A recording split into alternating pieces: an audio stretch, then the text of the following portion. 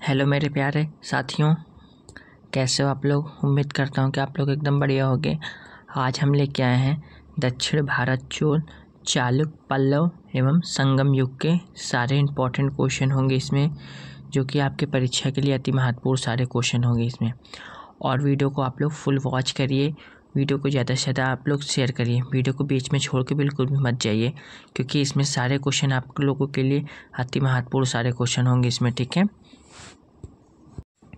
अब हम वीडियो को स्टार्ट करते हैं और लास्ट में आप लोग को कमेंट बॉक्स में ज़रूर बताना है आप लोगों का स्कोर क्या रहता है। ठीक है, इससे मुझे भी पता चलेगा आप लोग कितने क्वेश्चन को सही कर पाते हैं। अब हम बढ़ते हैं अपने सारे क्वेश्चन की ओर। हमारा पहला क्वेश्चन क्या कहता है, प्राचीन चोल साम्राज्य की राजधानी कहाँ स्थित थी। तो यह हमारा उदयपुर में स्थित थी। ठीक है, right answer option number C होगा हमारा। अब इसमें हम इम्पॉर्टेंट पॉइंट कुछ पढ़ लेते हैं। चोल राज मध्यकाल के आरंभ में चोल मंडलम कहलाता था तथा पांड्य राज के पूर्वोत्तर में स्थित था। कोरी काल ने उदयपुर तिरुचिरापल्ली को प्राचीन चोल साम्राज्य की राजधानी बनाया। उदयपुर सूती वस्त्र उद्योग के लिए प्रसिद्ध था। इसका विवरण पेरिप्लस ऑफ द इरीथ्रियन सी में मिलता है। कालांतर में चोल शासकों ने तंजौर को अपनी राजधानी बनाया है। ठीक है, नेक्स्ट क्वेश्चन दोस्तों, चोल साम्राज्य की स्थापना किसने की थी। आपसे पूछ रहा है चोल साम्राज्य की स्थापना किसने की थी। तो यह जो है विजयालय ने की थी। ठीक है, right answer option number C होगा हमारा। सन 850 में विजयालय ने कांची के पल्लवों को पराजित करके चोल साम्राज्य की स्थापना की। वह पहले पल्लवों का ही समांतर था। इसने पांडवों की शक्तिहीनता का लाभ उठाकर तंजौर पर अधिकार कर लिया और नरकेसरी की उपाधि धारण की। इसने लगभग 21 वर्ष 871 ईस्वी तक शासन किया था तथा निशुम्भुसुंदरी देवी का मंदिर बनवाया और उदयपुर के स्थान पर तंजावुर को अपने राज्य की राजधानी बनाया है। ठीक है, नेक्स्ट क्वेश्चन दोस्तों, किस चोल शासक के विषय में वर्णन है कि उसने अनुराधापुरम को, जो एक समय सीलोन श्रीलंका की राजधानी था, नष्ट कर दिया था। इसका राइट आंसर होगा राजराज प्रथम। ठीक है, ऑप्शन नंबर ए बिल्कुल इसका राइट आंसर होगा। तो राजराज प्रथम एक नौसेना के साथ सिंहल द्वीप पर सीलोन की ओर अग्रसर हुआ।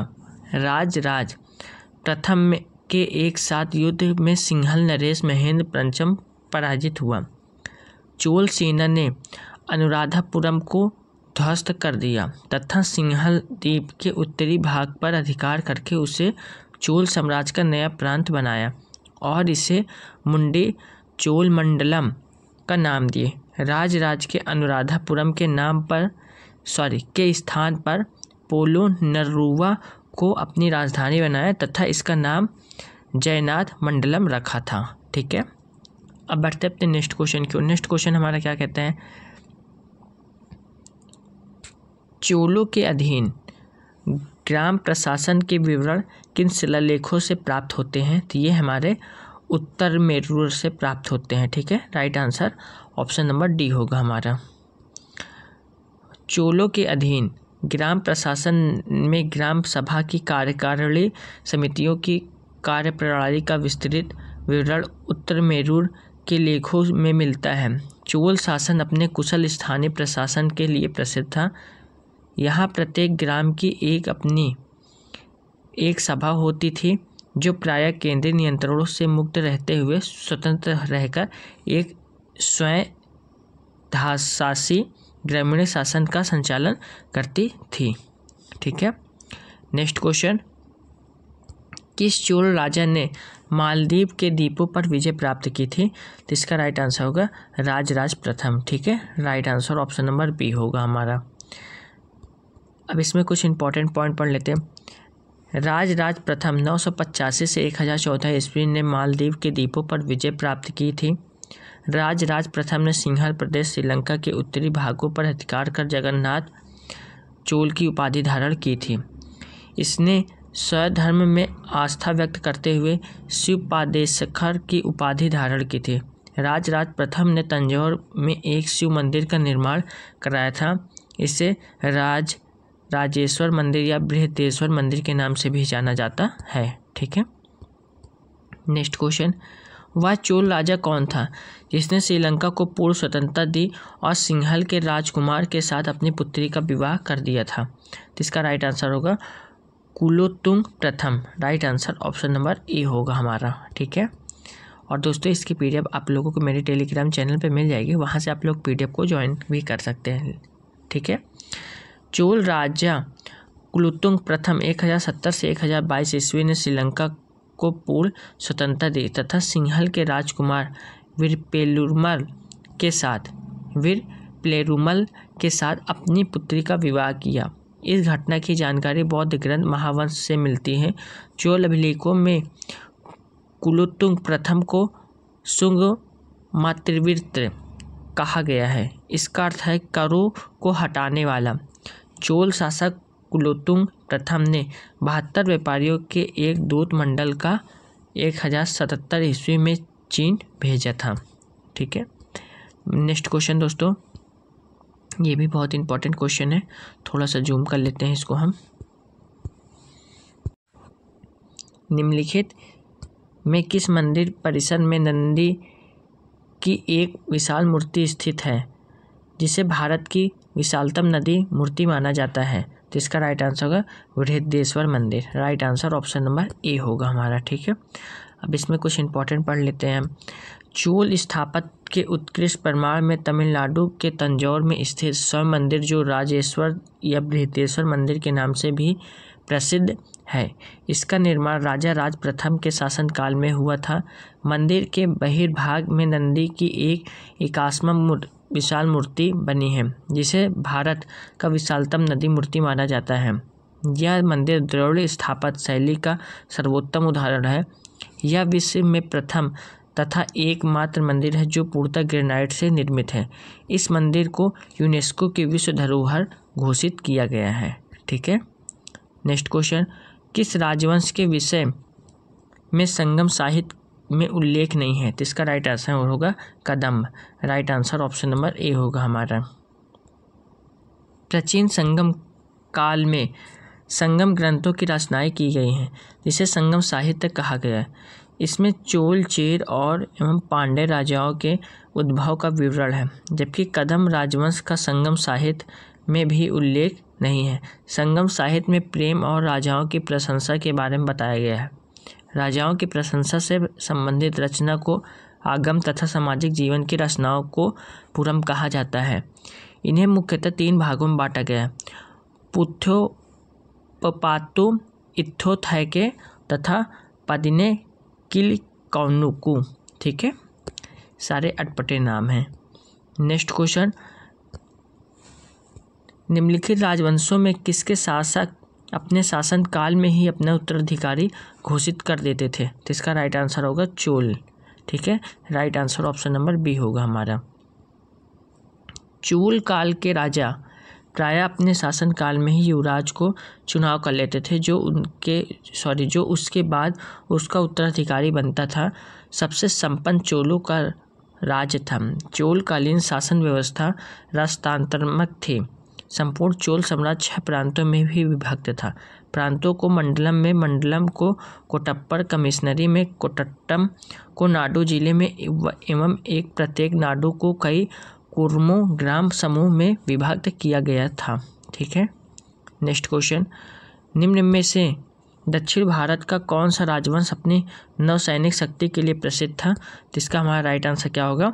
जिसका राइट आंसर होगा चोल। ठीक है, right answer option number A होगा हमारा। ठीक है, चोल राजाओं ने एक सुसंगठित सेना का निर्माण किया था।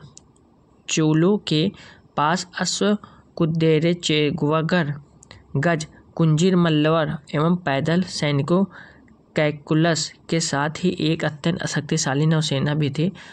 नौसेना के प्रमुख के कप्तान को इनाडी कहा जाता था।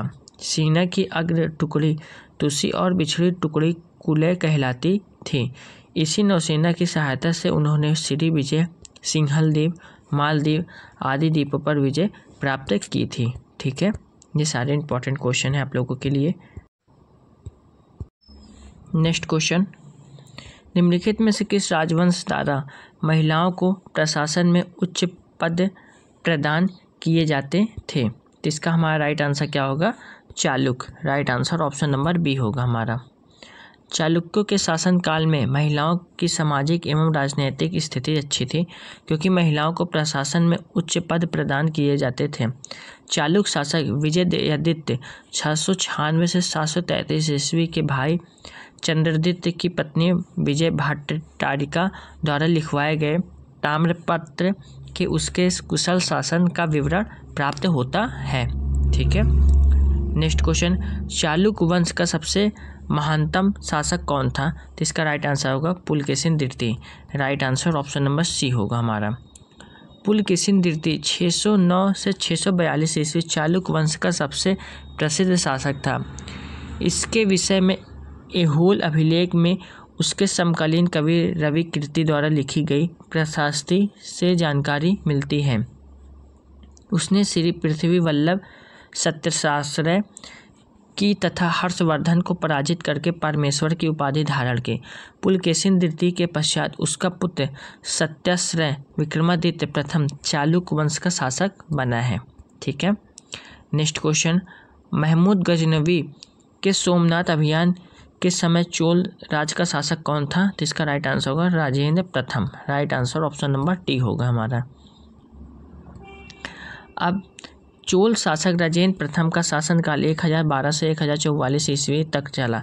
महमूद गजनवी ने 1025 से 1026 ईस्वी में सोमनाथ अभियान किया तथा सोमनाथ मंदिर को ध्वस्त कर दिया।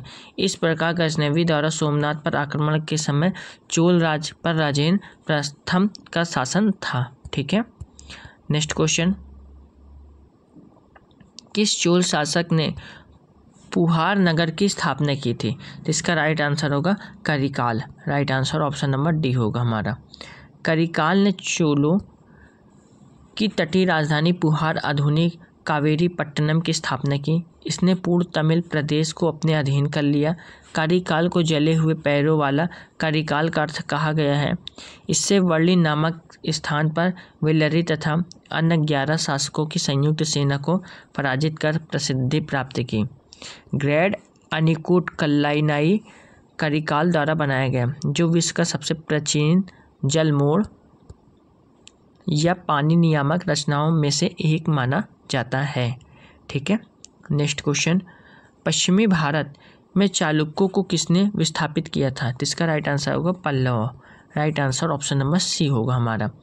पल्लव शासक नरसिंह वर्मन 630 से 668 ईस्वी ने पुलकेशिन द्वितीय को परास्त कर चालुक्यों को पश्चिमी भारत की ओर विस्थापित होने पर विवश कर दिया। नरसिंह वर्मन ने चालुक्यों की राजधानी वातापी पर अधिकार कर लिया। इस विजय के उपलक्ष्य में उसने वातिपिकोंड की उपाधि धारण की है। ठीक है, नेक्स्ट क्वेश्चन, चालुक्यों की राजधानी कहाँ थी? तो इनकी राजधानी वातापी में थी। Right answer option number A होगा हमारा। छठी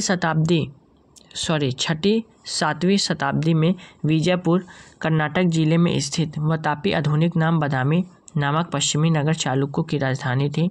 वातापी के चालुक्य राजवंश का वास्तविक संस्थापक पुलकेशिन प्रथम 535 से 567 ईस्वी तक था। इसके उत्तराधिकारी कीर्तिवर्मन प्रथम 567 से 597 ईस्वी ने पूर्व पराक्रम सत्याश्रय आदि उपाधियां धारण की थी। ठीक है, नेक्स्ट क्वेश्चन, अब बढ़ते हैं अपने नेक्स्ट क्वेश्चन की ओर। नेक्स्ट क्वेश्चन हमारा क्या कहते हैं, किस चोल शासक ने बंगाल की खाड़ी चोल झील का स्वरूप प्रदान किया था? तो इसका राइट आंसर होगा राजेंद्र प्रथम। Right answer option number B होगा हमारा। ठीक है, अब इसमें हम कुछ इंपॉर्टेंट पढ़ लेते हैं। राजेंद्र प्रथम 1014 ईस्वी का काल चोल वंश का चारमोत्कर्ष का काल था। यह 1014 ईस्वी में चोल राज सिंहासन पर बैठा। इसकी उपलब्धियां के विषय में जानकारी तिरुवलगांडू एवं कंदराई अभिलेखों में मिलती है। बंगाल की खाड़ी में चोलों की शक्तिशाली नौसेना के प्रभुत्व के कारण इसे चोलों की झील कहा जाता है। ठीक है, नेक्स्ट क्वेश्चन, शिलपम्पदिकरम का उल्लेखक था, तो इसका राइट आंसर होगा इलंगो। ठीक है, right answer option number A होगा हमारा। ठीक है, प्रेम कथा पर आधारित महाकाव्य शिलपम्पदिकरम का लेखक इलंगो अदिगल था। यह तमिल साहित्य का प्रथम महाकाव्य है। इसका शाब्दिक अर्थ नूपुर की रस कहानी है। यह संगम साहित्य का महत्वपूर्ण महाकाव्य है। इसका लेखक चोल नरेश करिकाल का पौत्र था। कोवलन और कल्लड़ी इस महाकाव्य के क्रमशः नायक और नायिका हैं।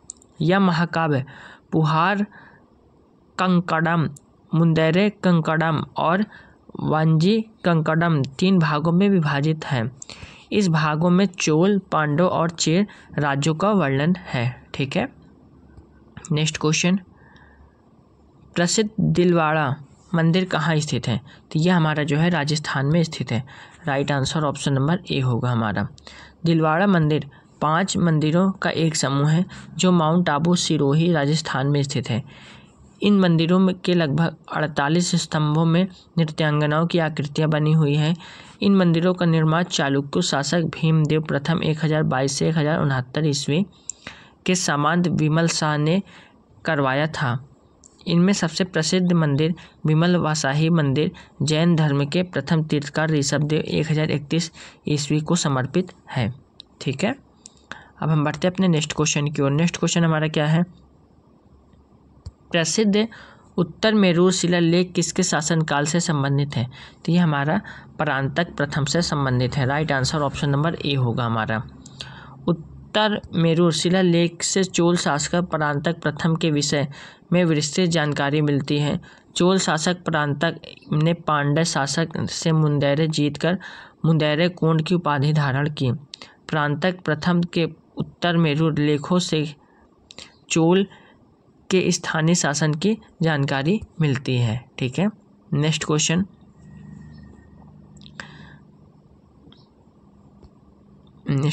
दोस्तों, गधाया था तो यह जो है हमारा सिक्का था। Right answer option number A होगा हमारा। गधाया नामक भारतीय सिक्के लगभग 530 ईस्वी से 1202 ईस्वी तक राष्ट्रकूट, चालुक्य और पाल सहित गुप्त साम्राज्य के पतन के बाद उभरे कई पश्चिमी भारतीय राज्यों द्वारा उपभोग में थे। चालुक्यों के काल में इन्हें गढ़या पैसे भी कहा जाता था। ठीक है, ये मिलान करने को अब क्वेश्चन आया है दोस्तों सुलेमित करने का। तो इसमें से कौन सा सुलेमित नहीं है? तो इसका आंसर हमें बताना है। तो फयान 399 से 414 बिल्कुल गलत। हैनसांग 629 से 645 बिल्कुल गलत। इत्सिंग 679 से 695 बिल्कुल सही। अल मसूदी 957 गलत। यानी ऑप्शन नंबर सी हमारा सही है। ठीक है, इत्सिंग भारत 673 ईस्वी से 685 ईस्वी तक रहा। से सभी युग्म सुलेमित हैं। ठीक है, अब हम बढ़ते हैं नेक्स्ट क्वेश्चन की ओर। नेक्स्ट क्वेश्चन पे क्या है हमारा? ये भी मिलाने से क्वेश्चन है।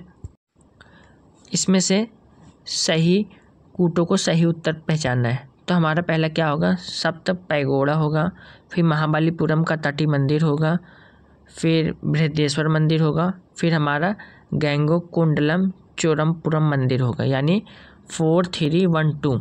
तो 4312 किस पे है दोस्तों? 4312 हमारा ऑप्शन नंबर डी पे है। तो हमारा 4312 ऑप्शन नंबर डी पे होगा। ठीक है, बृहदेश्वर मंदिर 1003 से 1010 ईस्वी के मध्य है। गैंगोकोंडला चोरमपुरम मंदिर 1025 ईस्वी। महाबलीपुरम का तटीय मंदिर 700 से 728 ईस्वी। सप्त पैगोडा 7वीं ईस्वी सदी में। ठीक है, ये सारे इंपॉर्टेंट क्वेश्चन है। ठीक है, नेक्स्ट क्वेश्चन हमारा,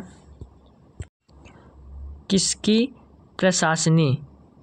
प्रशासनिक प्रणाली की अद्वितीय विशेषता ग्राम स्वायत्तता का विकास थी? तो हमारा राइट आंसर होगा बी, चूल यानी। ठीक है, अब इसमें कुछ इंपॉर्टेंट पढ़ लेते हैं। चोल प्रशासन की प्रमुख विशेषता उसकी स्थानीय स्वशासन था, जिसमें ग्राम स्वायत्तता प्रमुख थी। ग्राम स्वशासन की पूरे इकाई थे और ग्राम का प्रशासन ग्रामवासी स्वयं करते थे।